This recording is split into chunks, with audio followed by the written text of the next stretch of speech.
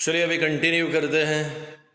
Already nucleus, vacuole और mitochondria 3 cell organelle देख लिए।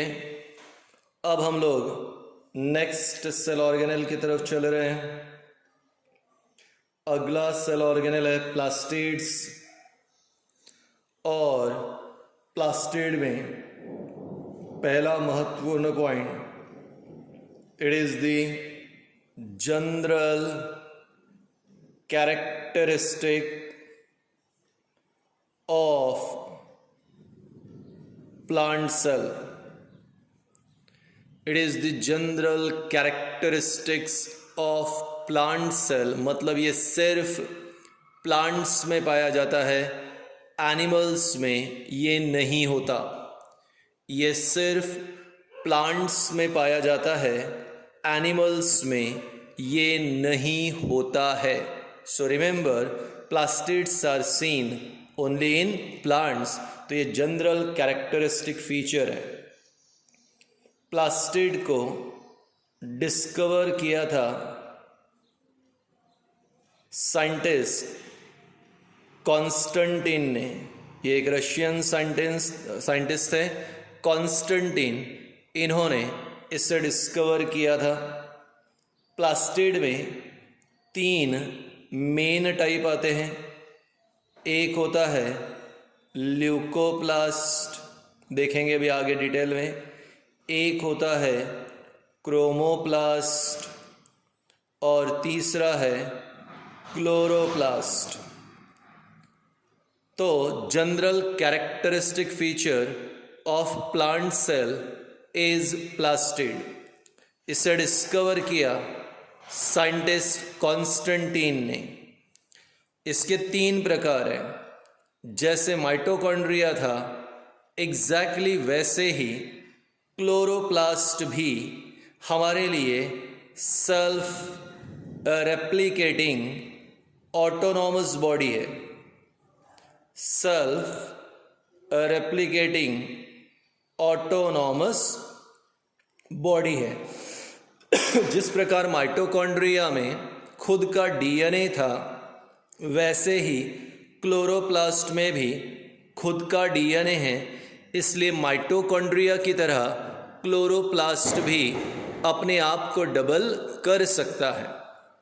एग्जाम में 200% ये क्वेश्चन आएगा कि right the name of self replicating autonomous body, right 2 examples of self replicating autonomous body.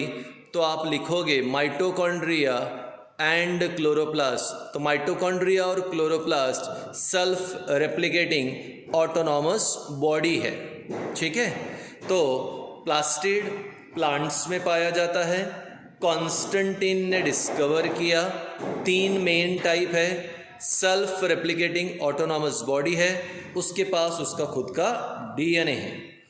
जब हम लोग प्लास्टिड यहाँ पे हमारे लिए 3 भाग में डिवाइडेड है, ल्यूकोप्लास्ट, क्लोरोप्लास्ट और क्रोमोप्लास्ट। ल्यूकोप्लास्ट, इसे वाइट प्लास्टिड कहते हैं। वाइट प्लास्टिड इसलिए क्योंकि यहाँ पे किसी प्रकार का कोई कलर्ड पिगमेंट नहीं होता। अब क्योंकि यहाँ पे कोई भी कलर्ड पिगमेंट नहीं है, इसीलिए इसे हम लोग कहते हैं वाइट प्लास्टिड ल्यूकोप्लास्ट। अब आप सोचोगे कि इस प्रकार का प्लास्टिड कहाँ पर पाया जाता है, तो मेरा पहला बहुत ही सिंपल एग्जाम्पल है रेडिश यानी मूली के अंदर। वाइट कलर के अगर फ्लावर्स है तो वहाँ पे आपको ल्यूकोप्लास्ट मिलेगा, वाइट प्लास्टिड। आमतौर पे white plastid storage of some substances या स्टार्च ग्रेन के स्टोरेज के लिए मदद करेगा। दूसरा क्लोरोप्लास्ट, इसे ग्रीन प्लास्टिड कहते हैं। यहाँ पे क्लोरोफिल पिगमेंट होती है, और इसी क्लोरोफिल पिगमेंट के कारण ये ग्रीन होता है। और जैसे कि आप जानते ही हो, तो ग्रीन लीव्स या ग्रीन पार्ट जितने भी होते हैं, सभी में क्या मिलेगा आपको? क्लोरोफिल मिलेगा। अब क्रोमोप्लास्ट, क्रोम का मतलब होता है कलर, और ये कलर्ड प्लास्टिड है। अब मैं लिखता हूँ अदर देन ग्रीन, ग्रीन छोड़कर जितने भी अलग अलग प्रकार के पिगमेंट्स होते हैं, ग्रीन छोड़कर जितनी भी अलग अलग प्रकार की पिगमेंट्स होती हैं सारी क्रोमोप्लास्ट में होती हैं, इसे कलर्ड प्लास्टिड कहते हैं। ऐसे आम तौर पे हमें फ्लावर्स के अंदर या फ्रूट्स के अंदर मिलेगा, तो फ्लावर और फ्रूट्स में क्रोमोप्लास्ट मिलेगा, ग्रीन लीव्स में क्लोरोप्लास्ट मिलेगा, और वाइट कलर का प्लास्टिड ल्यूकोप्लास्ट। अब ये जो क्रोमोप्लास्ट है इसमें कई अलग अलग प्रकार के पिगमेंट है। फाइकोइरिथ्रीन पिगमेंट है तो फ्लावर या फ्रूट का कलर रेड, फाइकोसायानीन है तो ब्लू, फ्यूकोजैंथीन है तो ब्राउन जैसे कि चीकू में होता है, ज़ैंथोफिल अगर है तो येलो यानी मैंगो जैसा, कैरोटीन है तो ऑरेंज यानी फ्रूट ऑरेंज में। तो बेटा ये अलग अलग प्रकार की कलर्ड पिगमेंट है जो क्रोमोप्लास्ट में मिलेगी, और क्लोरोप्लास्ट में क्लोरोफिल पिगमेंट। अब किसी ने कहा क्लोरोफिल, तो मैं कहूँगा कि क्लोरोफिल के दो टाइप है, क्लोरोफिल ए और क्लोरोफिल बी, और इसका फॉर्मूला है C55H72O5N4Mg, C55H70O6N4Mg। तो ये क्लोरोफिल ए और क्लोरोफिल बी का फॉर्मूला है। आप देख सकते हो दोनों में सेंट्रल मेटल एटम मैग्नीशियम है, यानी यहाँ मेटल मैग्नीशियम है, और इसी मैग्नीशियम के कारण क्लोरोफिल का कलर ग्रीन है। रिवाइज करते हैं, प्लास्टिड जनरल कैरेक्टरिस्टिक फीचर है प्लांट सेल का, इसे डिस्कवर किया कॉन्स्टेंटीन ने। इसके 3 प्रकार है, ल्यूकोप्लास्ट, क्रोमोप्लास्ट और chloroplast. Chloroplast self replicating autonomous body है, अपने आप को डबल कर सकता है, अपने नंबर को इंक्रीज कर सकता है, और इसके पास इसका खुद का डीएनए है। प्लास्टिड 3 प्रकार का है, leucoplast, chloroplast, chromoplast. Leucoplast white plastid है, यहाँ किसी प्रकार की कोई कलर्ड पिगमेंट नहीं है, ये रेडिश और वाइट कलर के फ्लावर्स में आपको दिखाई देगा। क्लोरोप्लास्ट ग्रीन कलर का प्लास्टिड है, यहाँ क्लोरोफिल पिगमेंट होती हैं जो आमतौर पे ग्रीन पार्ट्स में मिलते हैं प्लांट का। क्रोमोप्लास्ट कलर्ड प्लास्टिड है अदर देन ग्रीन, यहाँ पर आपको फ्रूट्स और फ्लावर्स में क्रोमोप्लास्ट मिलेगा, अलग अलग प्रकार के पिगमेंट, टाइप्स ऑफ क्लोरोफिल। ठीक है, अब बारी आती है हमारे लिए यहाँ स्ट्रक्चर ऑफ क्लोरोप्लास्ट की। ये जो आपको ऑलरेडी यहाँ पे डायग्राम दिख रहा है, ये क्लोरोप्लास्ट का डायग्राम है। जिस तरह न्यूक्लियस में न्यूक्लियर मेम्ब्रेन था, जिस प्रकार माइटोकॉन्ड्रिया में माइटोकॉन्ड्रियल मेम्ब्रेन था, वैसे ही क्लोरोप्लास्ट में है पेरिस्टोमियल मेम्ब्रेन। तो मैं कहूँगा क्लोरोप्लास्ट इज एक्सटर्नली कवर्ड और protected. Chloroplast is externally covered or protected by means of membrane. बोलो, peristomial membrane. So externally chloroplast भी पॉलीमॉर्फिक शेप का होता है। क्लोरोप्लास्ट का भी शेप फिक्स नहीं होता, डेफिनेट शेप नहीं होता। क्लोरोप्लास्ट इज एक्सटर्नली कवर्ड और bounded by the membrane called peristomial membrane. कितने भागों में डिवाइडेड है? 2, outer peristomial membrane and inner peristomial membrane. तो पेरिस्टोमियल मेम्ब्रेन 2 भाग में डिवाइडेड है, outer peristomial membrane and inner peristomial membrane. अब 2 पेरिस्टोमियल मेम्ब्रेन के बीच में गैप है, इस गैप को कहते हैं पेरिस्टोमियल space. In between 2 membrane there lies a gap or space called peristomial space।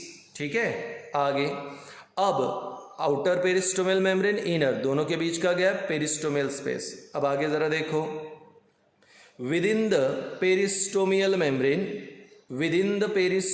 membrane, there lies granular material called as matrix और stroma. Chloroplast के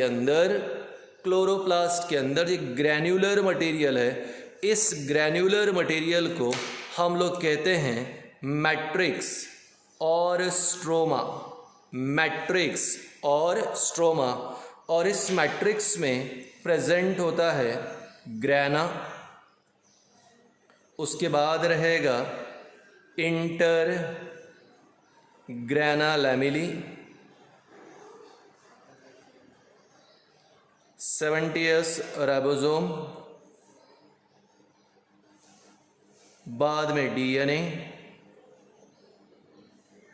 आयंस, एंजाइम्स एक्सेट्रा.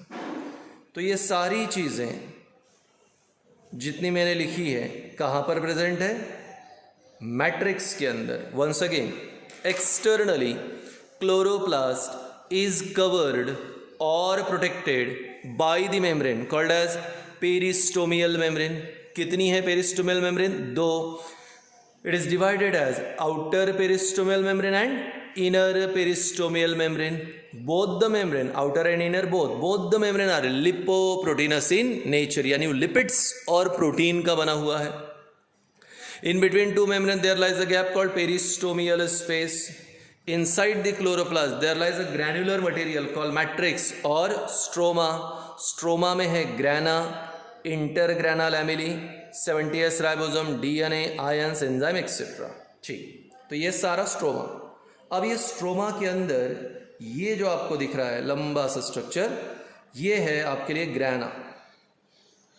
बोले सर ये भी ग्राना है, ये भी ग्राना है, ये भी ग्राना है. So within the stroma there lies grana. ये पहला भाग.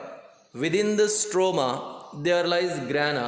ग्राना consist of number of smaller unit. Grana छोटे छोटे यूनिट्स से बना है and these units are called as granal units.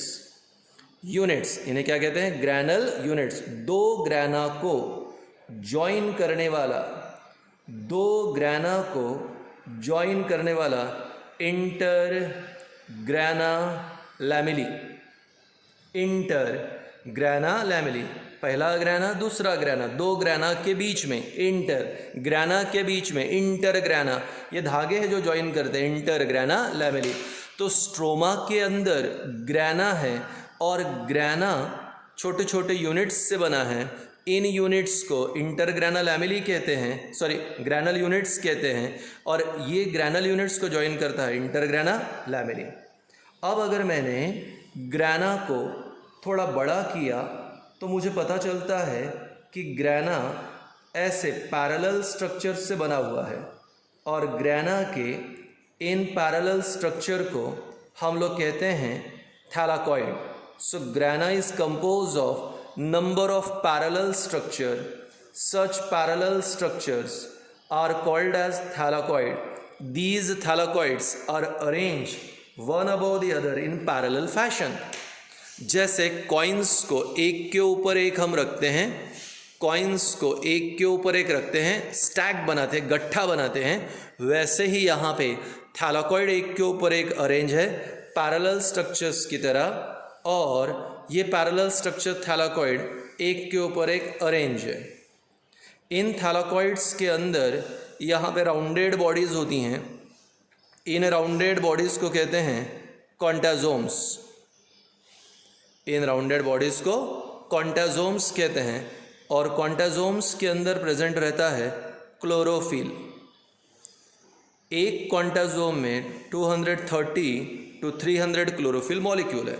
तो बताओ, स्ट्रोमा और मैट्रिक्स, मैट्रिक्स के अंदर क्या है? ग्राना. ये ग्राना, ग्राना पैरेलल स्ट्रक्चर से बना है. क्या है पैरेलल स्ट्रक्चर? थैलाकॉइड. थैलाकॉइड के अंदर राउंडेड बॉडी कॉन्टाजोम, कॉन्टाजोम के अंदर क्लोरोफिल. ठीक है. अब यहाँ पर इंटरग्राना भी हो गया. ये छोटे छोटे राउंडेड बॉडीज़ हैं, ये राइबोसोम है, इन्हें 70s राइबोसोम कहते हैं. So once again, chloroplast externally covered or bounded by means of membrane called peristomial membrane. Peristomial membrane दो होती है, आउटर और inner. Outer peristomial membrane and inner peristomial membrane both lipoproteinous in nature, lipids और protein से बना है। दोनों के बीच में गैप है, पेरिस्टोमियल स्पेस। अंदर यहाँ पे ग्रैनुलर मटेरियल है, मैट्रिक्स है, उसे स्ट्रोमा भी कहते हैं। यहाँ स्ट्रोमा के अंदर grana, intergrana lamellae, 70S ribosome, DNA, carbohydrate, amino acid, ion, enzyme et cetera सब है। यहाँ पे इस स्ट्रोमा के अंदर छोटे छोटे यहाँ पे स्ट्रक्चर्स जिन्हें ग्राना कहते हैं। दो ग्राना को जोड़ने वाला इंटरग्राना लैमेली है। ग्राना पैरेलल स्ट्रक्चर्स से बना है। इन पैरेलल स्ट्रक्चर को थैलाकॉइड कहते हैं। थैलाकॉइड में राउंडेड बॉडी है, राउंडेड बॉडीज को कॉन्टाजोम्स कहते हैं। और कॉन्टाजोम में 230 से लेकर 300 क्लोरोफिल मॉलिक्यूल होते हैं। ठीक है, अब ज़रा देखो, इंपॉर्टेंट है, हाँ, सब लोग ध्यान दें। अब मैंने कहा लीफ, आप जानते हो लीफ का कलर क्या है? ग्रीन। पर लीफ में एक्चुअली ग्रीन सेल्स होती हैं, और इन लीफ के ग्रीन सेल को कहते हैं मीजोफिल सेल। तो जिसमें क्लोरोप्लास्ट रहता है ना, उसको मीजोफिल सेल कहते हैं। लीफ में ग्रीन सेल है, मीजोफिल सेल। और मीजोफिल सेल में क्या है फिर? क्लोरोप्लास्ट, बराबर है सेल ऑर्गेनल। क्लोरोप्लास्ट के अंदर बताओ मैंने क्या कहा था? स्ट्रोमा।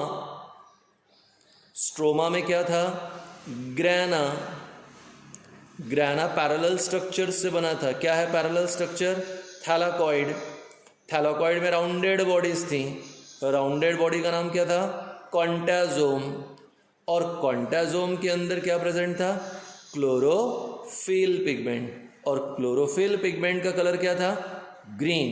और इसीलिए लीफ का कलर क्या है? ग्रीन। तो लीफ में ग्रीन सेल, ग्रीन सेल में क्लोरोप्लास्ट, क्लोरोप्लास्ट में स्ट्रोमा, स्ट्रोमा में ग्राना, ग्राना में थैलाकॉइड, थैलाकॉइड में कॉन्टाजोम, कॉन्टाजोम में क्लोरोफिल, क्लोरोफिल का कलर ग्रीन, इसलिए लीफ का कलर ग्रीन। तो ये है क्लोरोप्लास्ट, क्लोरोप्लास्ट में स्ट्रोमा, स्ट्रोमा में ग्राना, ग्राना में थैलाकॉइड, थैलाकॉइड में कॉन्टाजोम, कॉन्टाजोम में क्लोरोफिल, क्लोरोफिल का कलर ग्रीन। अब ये तो था प्लास्टिड। अब आ रहा है फंक्शन ऑफ प्लास्टिड। प्लास्टिड करता क्या है? पहला, प्लास्टिड हेल्प्स इन फोटोसिंथेसिस, या आप कहेंगे green plastid chloroplast helps in photosynthesis. तो क्लोरोप्लास्ट जो ग्रीन कलर का प्लास्टिड है वो फोटोसिंथेसिस में मदद करेगा। नंबर 2, अब हमारे पास क्लोरोप्लास्ट जो ग्रीन प्लास्टिड है उसका काम है ट्रैपिंग ऑफ सनलाइट। सनलाइट को ट्रैप करना है ताकि प्लांट फूड मटेरियल बना सके। तो ट्रैपिंग ऑफ सनलाइट के लिए ग्रीन प्लास्टिड, फूड फॉर्मेशन के लिए green plastid. Chromoplast, coloured pigment जिसमें रहती, chromoplast gives colour to flowers and fruits. अलग अलग प्रकार के फ्रूट्स के कलर होते हैं, फ्लावर्स के कलर होते हैं। ये सारा कलर देना फ्रूट्स और फ्लावर को किसका काम है? Chromoplast. Chromoplast in flower helps to attract insect for pollination. सुंदर फ्लावर, कलरफुल फ्लावर हमेशा क्या करेगा? इंसेक्ट को अट्रैक्ट करेगा। काय के लिए अट्रैक्ट करेगा? पॉलिनेशन के लिए। तो ये जो कलरफुल फ्लावर्स है, कलर्ड फ्लावर्स है, तो ये कलर्ड फ्लावर किसके कारण? क्रोमोप्लास्ट के कारण। तो क्रोमोप्लास्ट फ्लावर को मदद करेगा to attract the insect for pollination.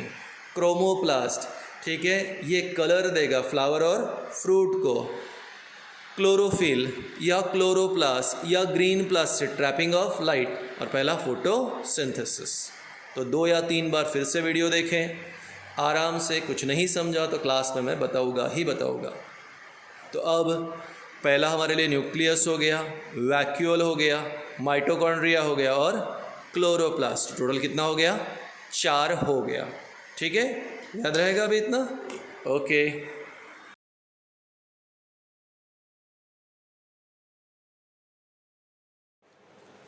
Let's continue right now. अभी हमारा नेक्स्ट सेल ऑर्गेनेल आ रहा है और नेक्स्ट सेल ऑर्गेनेल हमारे लिए है endoplasmic reticulum. Endoplasmic reticulum 8th में भी था, एक बार शॉर्ट रिकॉल कर दो। एंडो मतलब इनसाइड, प्लाज्मिक यानी साइटोप्लाज्म, और रेटिकुलम यानी नेटवर्क। तो अगर इन तीनों को अगर हम अरेंज करें तो ऐसे होगा network like structure. Network like structure found within cytoplasm. Network like structure found within cytoplasm is called as endoplasmic reticulum. Network like structure found within cytoplasm is called endoplasmic reticulum. Book में आपको ऐसे कोई diagram दिया नहीं है और न ही ऐसे कोई रिक्वायरमेंट है कि आप इस प्रकार से डिटेल में इसकी स्टडी करो। मेरा काम है कि मैं आपको थोड़ा डिटेल में बताऊँ तो मैं बताऊँगा, लेकिन ऐसी कोई रिक्वायरमेंट नहीं है। तो फिर से एक बार हमारा नया cell organelle endoplasmic reticulum. Endo inside, plasmic cytoplasm, reticulum network, network like structure found within cytoplasm is called endoplasmic reticulum. अब हमारा एंडोप्लाज्मिक रेटिकुलम, इसको अलग अलग पॉइंट्स में डिवाइड करते हैं। पहला पॉइंट ऑकरेंस, कहाँ पर पाया जाता है?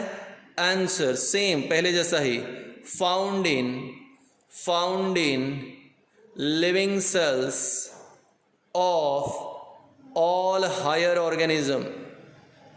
Found in living cells of all higher organism but absent in, कहाँ नहीं है?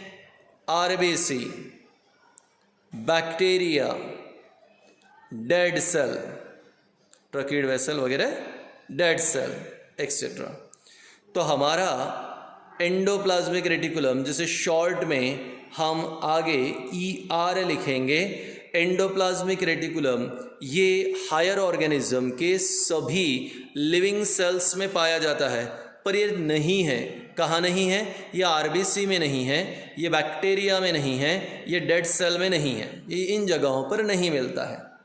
आगे हमारा ये जो पर्टिकुलर एंडोप्लाज्मिक रेटिकुलम है, इसको डिस्कवर किया था 2 साइंटिस्ट ने, पॉर्टर एंड कैलमन। पॉर्टर एंड कैलमन, तो पॉर्टर और कैलमन ने इसे डिस्कवर किया। ये डेड सेल आरबीसी बैक्टीरिया में नहीं होता और ये नेटवर्क जैसा अपीयर होता है और साइटोप्लाज्म में पाया जाता है। बेसिकली एंडोप्लाज्मिक रेटिकुलम जो होता है हमारे लिए 3 कंपोनेंट से बनता है और एंडोप्लाज्मिक रेटिकुलम के 3 कंपोनेंट, ये आपको पढ़ने की आवश्यकता वैसे नहीं है। 3 कंपोनेंट, ये फर्स्ट सिस्टर्नी, ये राउंडेड वेसिकल और ये ब्रांच नेटवर्क लाइक स्ट्रक्चर, इसे कहते हैं टिब्यूल। तो वंस अगेन यहाँ लिख रहा हूँ मैं टिब्यूल्स। ये है हमारे लिए राउंडेड बॉडी, इन्हें कहते हैं वेसिकल्स, और ये जो मैंने यहाँ पे स्ट्रक्चर निकाला है ये है सिस्टर्नी।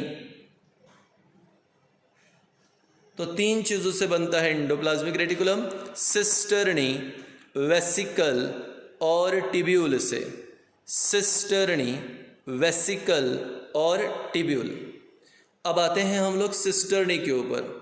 ये है cisternae, these are tubular parallel structure lying one above the other in the group of 10 to 12। 10 से लेके 12 टिब्यूलर पैरेलल स्ट्रक्चर है जो एक के ऊपर एक अरेंज है। 10 से लेके 12 ट्यूब्यूलर स्ट्रक्चर है जो एक के ऊपर एक अरेंज है, ठीक है।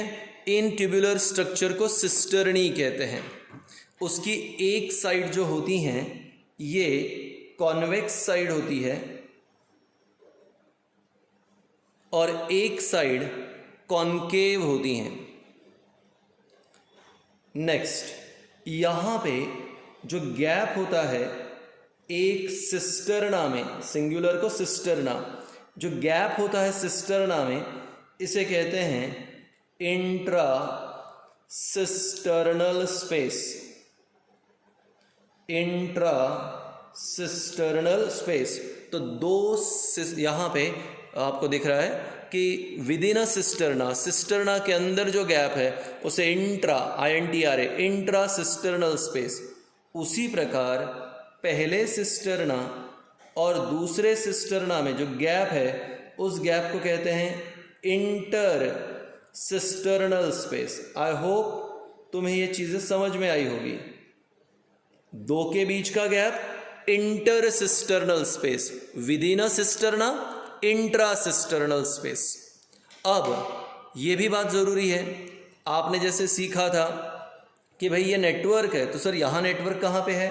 तो होता ऐसे हैं कि दो सिस्टर्नी के बीच में ऐसे पैरेलल स्ट्रक्चर्स होते हैं। दो सिस्टर्नी के बीच में पैरेलल स्ट्रक्चर्स होते हैं और इन पैरेलल स्ट्रक्चर्स, दो सिस्टर्नी के बीच में ऐसे स्ट्रक्चर्स होते हैं जो एक दूसरे को ज्वाइन करते हैं। और ये जो स्ट्रक्चर जो ज्वाइन कर रहे हैं इन्हें कहते हैं वर्टिकल क्लैम्प्स। क्या बोलोगे इसे?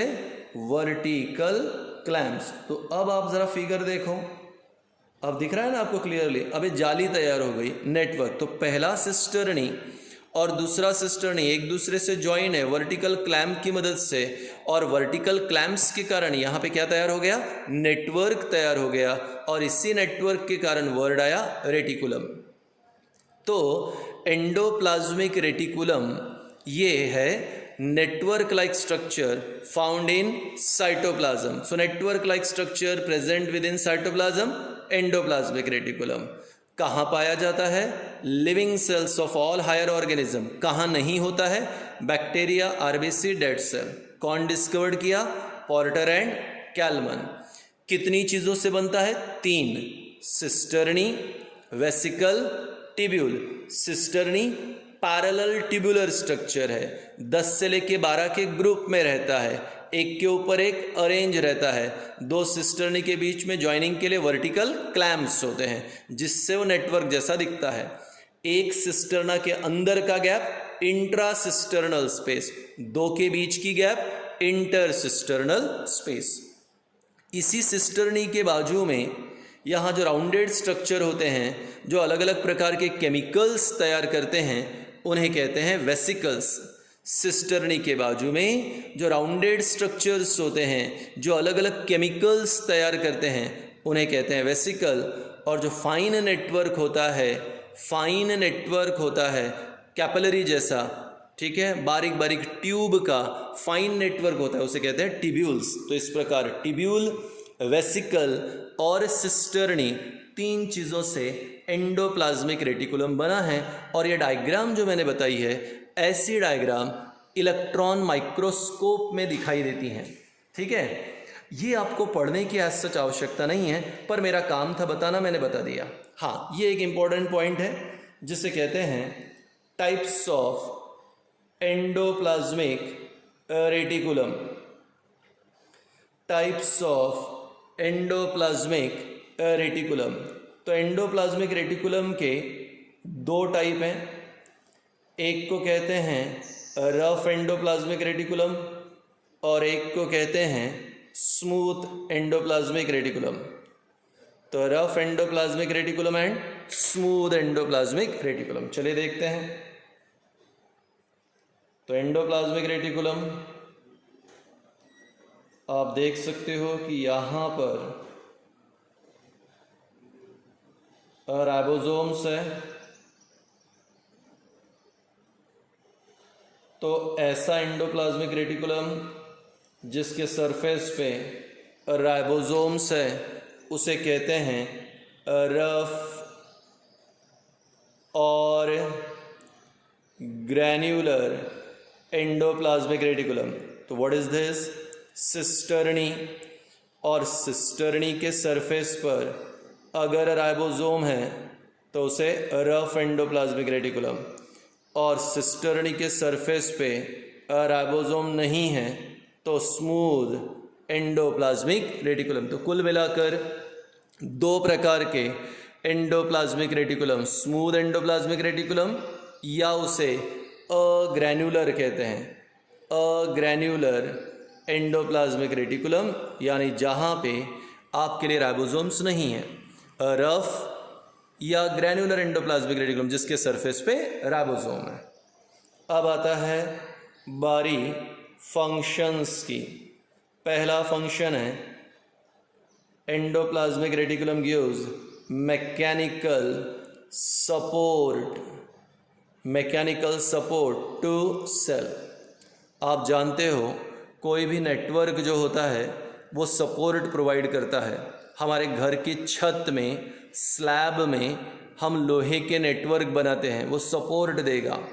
घर के कॉलम्स में या बिल्डिंग के कॉलम्स में मेटल का नेटवर्क होता है, वो सपोर्ट देगा।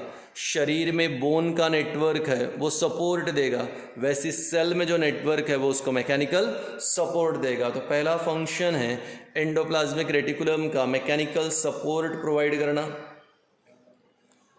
दूसरा फंक्शन है डिटॉक्सिफिकेशन। अगर सेल में कोई हार्मफुल सब्सटेंस आ गया तो उस हार्मफुल सब्सटेंस को डिस्ट्रॉय करना, डिटॉक्सिफाई करना, ये काम भी एंडोप्लाज्मिक रेटिकुलम का है।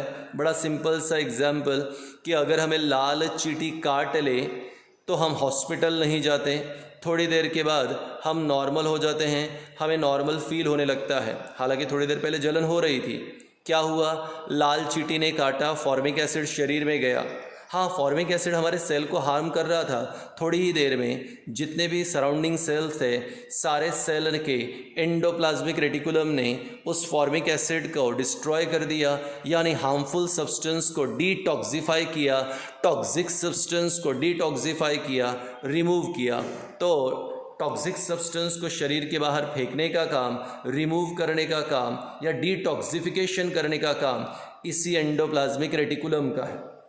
मान लीजिए रात में कुछ खाना बना था और सुबह हमने उसे खाया, नो डाउट एट ऑल वो शायद 1% खराब हो गया होगा, शायद 2% खराब हो गया होगा। शरीर में ऐसे खराब वाला सब्सटेंस थोड़ा आ गया, पर हम बीमार नहीं हुए, क्योंकि वो जो हार्मफुल सब्सटेंस था, वो टॉक्सिक सब्सटेंस था, उसे एंडोप्लाज्मिक रेटिकुलम ने क्या कर लिया? डिटॉक्सिफाई। तो ये मैकेनिकल सपोर्ट तो प्रोवाइड करता ही है, साथ ही साथ डिटॉक्सिफिकेशन में भी मदद करेगा, यानी उसे डिटॉक्सिफाई करेगा। तीसरे नंबर पे हमारे लिए एंडोप्लाज्मिक रेटिकुलम का फंक्शन आता है, it helps in transfer of protein produced by ribosome. Ribosome को प्रोटीन फैक्ट्री कहते हैं, प्रोटीन तैयार करते हैं राइबोसोम में।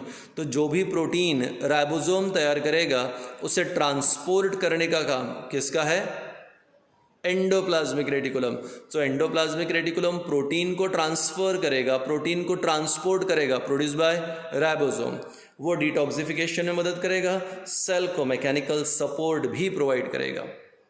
चौथे नंबर पे आता है it helps in intracellular conduction of impulses।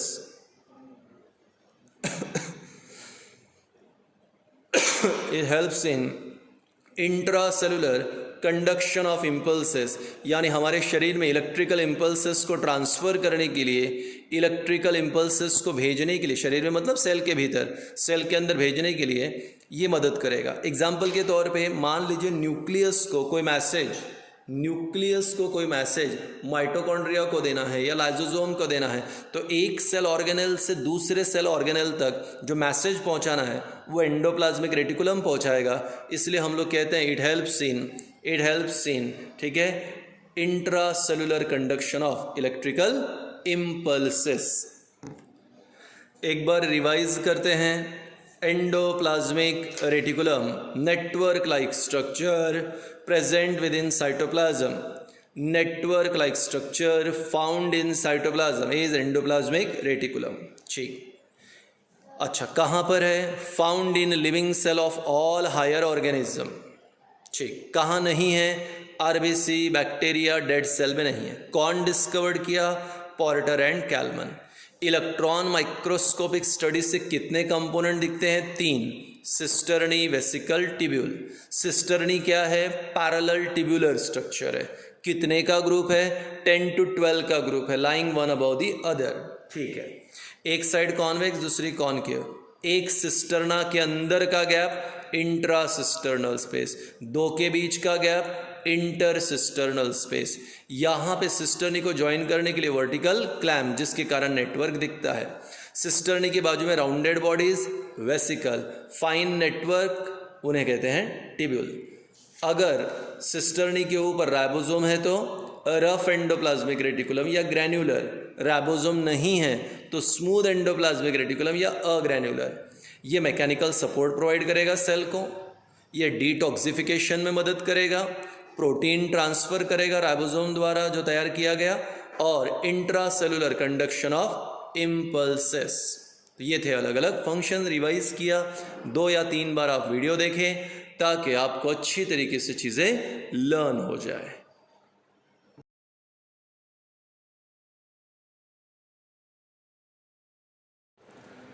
Let's continue next topic. और अगला टॉपिक है अभी आपके लिए गोल्गी कॉम्प्लेक्स।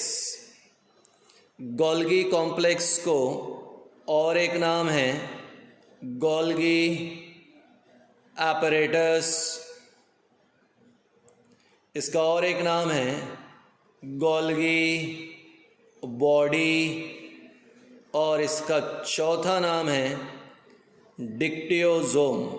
अब आप चाहें तो कोई भी याद रखें, Golgi complex, Golgi body, Golgi apparatus, dictyosome. Golgi complex एक इम्पॉर्टेंट सेल ऑर्गेनल, और अब इसे पैकेजिंग मटेरियल भी कहते हैं। So Golgi complex is also called as packaging material. तो पहला ले लेते हैं ऑकरेंस। ऑकरेंस पहले की ही तरह, कोई चेंज नहीं। Found in living cell of all higher organism, found in living cell of all higher organism. तो हायर ऑर्गेनिज्म में जितने भी लिविंग सेल है सभी में पाया जाता है, लेकिन तुम तो जानते हो।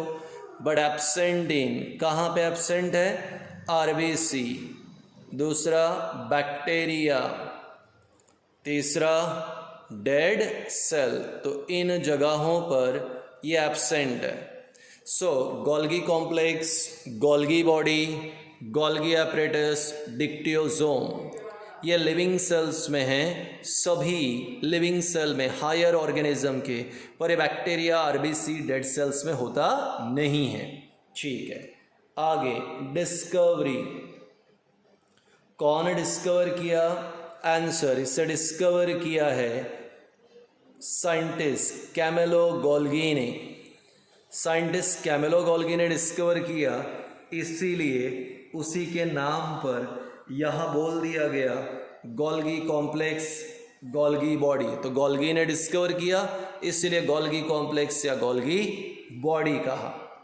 आगे यहाँ पे EM मतलब इलेक्ट्रॉन माइक्रोस्कोपिक।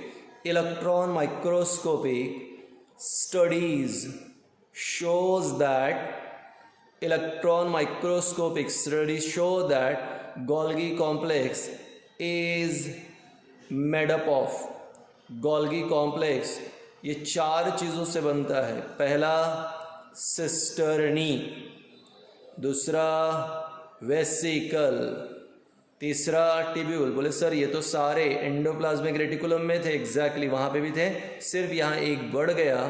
चौथा गोल्जियन वैक्यूल्स, गोल्जियन वैक्यूल। ध्यान दो क्या चल रहा है, नेक्स्ट सेल ऑर्गेनल। क्या नाम है नेक्स्ट सेल ऑर्गेनल का? Golgi complex, Golgi apparatus, Golgi body या डिक्टियोसोम। ठीक, कहाँ पर मिलता है? Found in living cell of all higher organism. कहाँ पे नहीं है? आरबीसी, बैक्टीरिया, डेड सेल में नहीं है। कौन डिस्कवर्ड किया? कैमिलो गोल्गी ने डिस्कवर्ड किया। इलेक्ट्रॉन माइक्रोस्कोपिक स्टडीज़ जो है वो बताती हैं कि गोल्गी कॉम्प्लेक्स कितनी चीज़ों से बना है? 4, सिस्टर्नी, वेसिकल, टिब्यूल और गोल्जियन वैक्यूल। 4 चीज़ों से बना है। ठीक है, अब ध्यान से सुनो। एनिमल्स के अंदर ये चारों भी, सिस्टर्नी, वेसिकल, टिब्यूल, गोल्गियन वैक्यूल, चारों भी ये एक ग्रुप बना के रहती हैं, तो वहाँ पे इसे गोल्गी कॉम्प्लेक्स ही कहते हैं। पर प्लांट्स के अंदर यहाँ सिस्टर्नी है, इधर वेसिकल है, इधर टिब्यूल है, इधर गोल्गियन वैक्यूल्स है, मतलब इनके चारों कंपोनेंट्स स्कैटर्ड होते हैं। तो अगर गोल्गी कॉम्प्लेक्स के चारों कंपोनेंट्स स्कैटर्ड है तो उसे गोल्गी कॉम्प्लेक्स नहीं कहते हैं, उसे डिक्टियोजोम कहते हैं। तो प्लांट में गोल्गी कॉम्प्लेक्स को डिक्टियोजोम कहते हैं क्योंकि चारों कंपोनेंट कैसे होते हैं? Scattered. If all the 4 component of Golgi complex are scattered within the cytoplasm, then instead of Golgi complex it is called as dictyosome. तो Golgi complex, Golgi body, Golgi apparatus या dictyosome कहाँ है? Living cell of all higher organism. कहाँ नहीं है? Bacteria, RBC, dead cell. कौन discovered किया? Camillo Golgi. ठीक है, इलेक्ट्रॉन माइक्रोस्कोप से क्या पता चला? 4 चीज़ों से बना है, सिस्टर्न, वेसिकल, टिब्यूल और गोल्गियन वैक्यूल। चारों का एक ग्रुप है, कॉम्प्लेक्स बनाया। हाँ ठीक है, गोल्गी कॉम्प्लेक्स। पर चारों अगर स्कैटर्ड है, जैसे प्लांट में होता है, तो स्कैटर्ड अगर है तो उसे क्या बोलते हैं? डिक्टियोजोम। अब ध्यान दे, ये है गोल्गी कॉम्प्लेक्स का स्ट्रक्चर। आप बोलोगे सर ये तो एंडोप्लाज्मिक रेटिकुलम का नहीं, थोड़ा सा फर्क है। ये गोल्गी कॉम्प्लेक्स है, इसमें सिस्टर्नी, वेसिकल, टिब्यूल और बहुत बड़े बड़े राउंडेड बॉडीज़ भी यहाँ पे होते हैं। इन राउंडेड बॉडीज़ को कहते हैं गोल्जियन वैक्यूल। गोल्जियन वैक्यूल, तो बड़े बड़े राउंडेड जो स्ट्रक्चर्स हैं उन्हें गोल्जियन वैक्यूल्स। अब ज़रा देखो, ये सिस्टर्नी है, 10 से लेके 12 का ग्रुप है, एक के ऊपर एक पैरेलल फैशन में है, एक साइड कॉन्वेक्स, दूसरी कॉनकेव। सिस्टर्ना के अंदर का gap intra cisternal space, 2 cisternae के बीच में इंटर सिस्टर्नल स्पेस। पर एंडोप्लाज्मिक रेटिकुलम में वर्टिकल क्लैम्प्स थे और गोल्गी कॉम्प्लेक्स में रेड कलर से बताया मैंने, यहाँ रहते हैं पैरेलल फाइबर्स। एंडोप्लाज्मिक रेटिकुलम में वर्टिकल क्लैम्प्स थे जिससे नेटवर्क होता था, पर यहाँ पे क्या है अपने लिए? पैरेलल फाइबर्स है। तो गोल्गी कॉम्प्लेक्स में पैरेलल फाइबर्स होते हैं।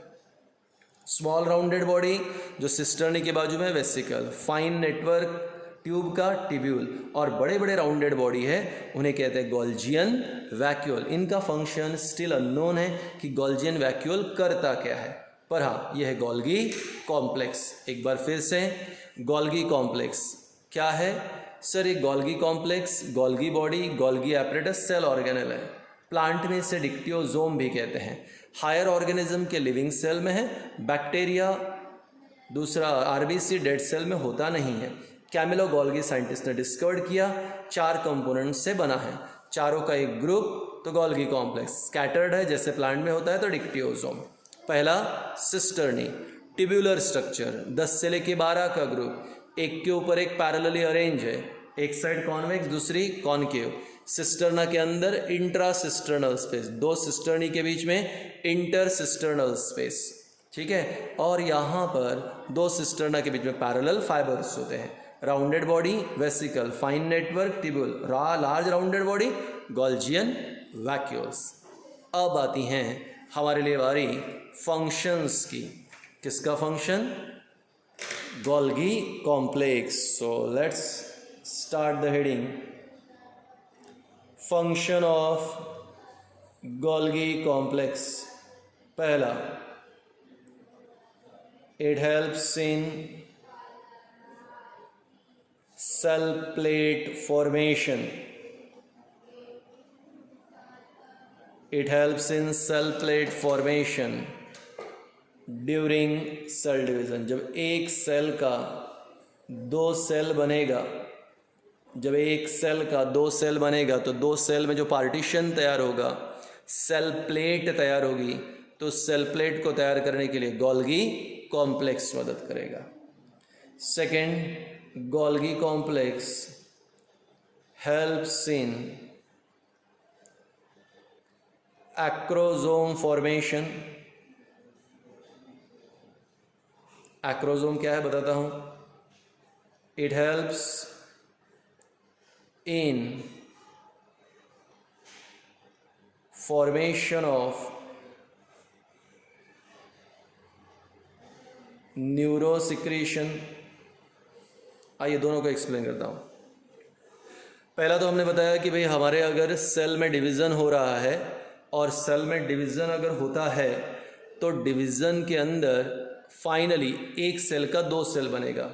तो जब एक सेल से दो सेल बनता है लाइक दिस, अब ये एक सेल था, अब डिवीज़न हो रहा है और ऐसे दो सेल बनेंगे, तो फाइनली दो सेल अलग होंगे, तो यहाँ पे एक पार्टीशन तैयार होता है, इसे कहते हैं सेल प्लेट. इस सेल प्लेट को तैयार करने के लिए सेल डिवीज़न के समय मदद करेगा कौन? Golgi complex. तो सेल प्लेट फॉर्मेशन में मदद करेगा. 8वीं क्लास में हो गया ऐसा स्पर्म था, ये स्पर्म का नीचे मिडल पीस है, ऊपर हेड है, और स्पर्म के हेड पे यहाँ पे ग्रैन्यूल है, और स्पर्म के हेड पे जो ग्रैन्यूल है वह एक्रोसोम.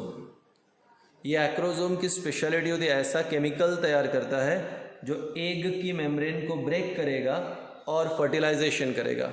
जब तक स्पर्म एग की मेम्ब्रेन को ब्रेक नहीं करता तब तक फर्टिलाइजेशन नहीं होगा. तो इस एग की मेम्ब्रेन को ब्रेक करने के लिए, ताकि फर्टिलाइजेशन हो, कौन मदद करेगा? एक्रोसोम. और इस एक्रोसोम को तैयार करने का काम है गोल्गी कॉम्प्लेक्स. तो गोल्गी कॉम्प्लेक्स स्पर्म के ऊपर का हेड एक्रोसोम को तैयार करेगा. Golgi complex cell plate formation में मदद करेगा, और गोल्गी कॉम्प्लेक्स न्यूरोसिक्रेशन यानी सिक्रीशन ऑफ न्यूरॉन.